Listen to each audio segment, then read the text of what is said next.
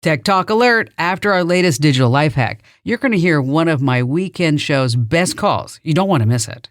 ChatGPT is amazing. Not only can it write stories, emails, and code, but one of its standout features is creating images from descriptions.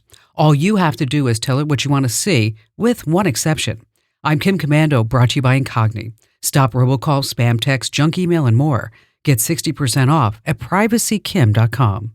It's magical. Go to ChatGPT and start your prompt with, I would like an image of. Then describe what you want to see. Include things like colors, feelings, where it's happening, what time of day it is, and other details. The more you describe the image you want it to create, the better. If you want a certain art style, mention that. And tell it your full request. For example, create an image of a cozy small coffee shop on a street in Paris on a cool spring evening. There are colorful umbrellas outside. But do not ask ChatGPT to ever put words on the image. It fails at that every single time. You'll have to put the text on the photo using an editing program. Get tech smarts with my free newsletter at getkim.com.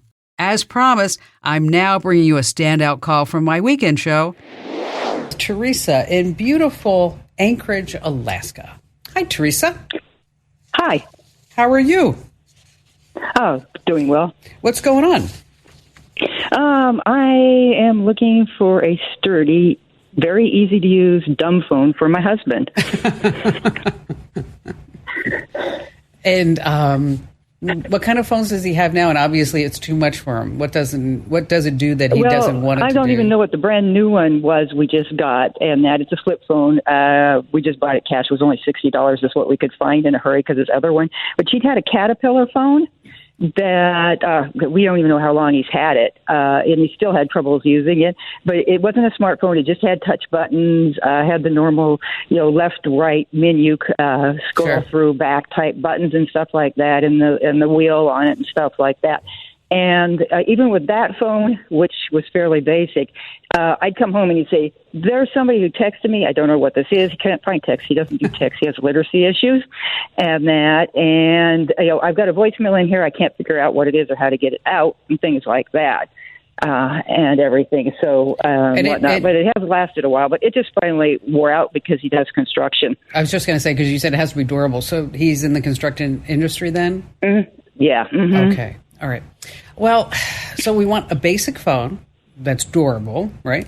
Mm-hmm. Probably waterproof, shockproof, all that other good stuff. Oh, yeah. And we don't want to spend $1,500 for it. Okay. Yeah. No. Yeah. And he doesn't do touch screens and that because his hands are so calloused he can't make them work. Wow. That, you know what? I've never heard that before, but that totally makes sense, huh? Mm-hmm. Yeah. Wow. Okay. Boy, you got yourself a burly man, didn't you? Whoa. Man. I have short honeydew lists because it gets it done. That's awesome. I mean, I'm just thinking, I was just comparing your husband to mine. Mine walks around in a suit jacket with a hanky. You know what I mean? So it's like... anyway, so here's the deal. There's a company by the name of Plum, okay? And they make rugged flip phones. So it's something that he can, deal with, and it's shockproof and it's waterproof, and they're not very expensive. I think they're like $70. And they're unlocked? Yes, and they are unlocked. And it has a military grade shockproof is what I'm thinking that might be it. It also has a couple of other things. It has an SOS button. Which I always thought was interesting on to have a phone, to actually have an SOS button right there. I mean, we all know that we can hit the side of our iPhone 5 times in order to bring up 911, but this just has a simple button that he could just press if, in fact, he ever needs that. But it's got a fairly big screen and keypad, so it should be easy for him to use. What I'll do is I'll post a link to it over inside the Q&A forum. That's over at commando.com, of course. And so that this way, in case you want to check it out, Teresa, and in case anybody else who's listening says, that's something that I might be interested in as well. And that's inside the Commando community. And so I had somebody send me a note the other day, like, I don't understand what you're talking about the Q&A forum. Well, if you go to community.commando.com or commando.com/community, whichever one you want to do. And then over on the left-hand side, there's a nav bar. And the Q&A forum is where you can drop us questions and we answer them. And it also gives me a chance to put some notes, some show notes for you guys and gals, so that if I mention something, you're not trying to Google it, because I am thoroughly convinced that anytime you Google anything, you are at least, 3 degrees away from some porno site. It just seems to be that's the way it is. So anytime at all that you hear me mention the Q&A forum, just know that's at commando.com/community. And on the left-hand side, there's a nav bar that says Q&A forum.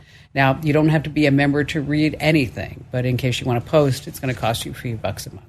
Thanks a ton for listening. Now, if you have questions, comments, or just a digital dilemma, find your way to commando.com and hit that email Kim link.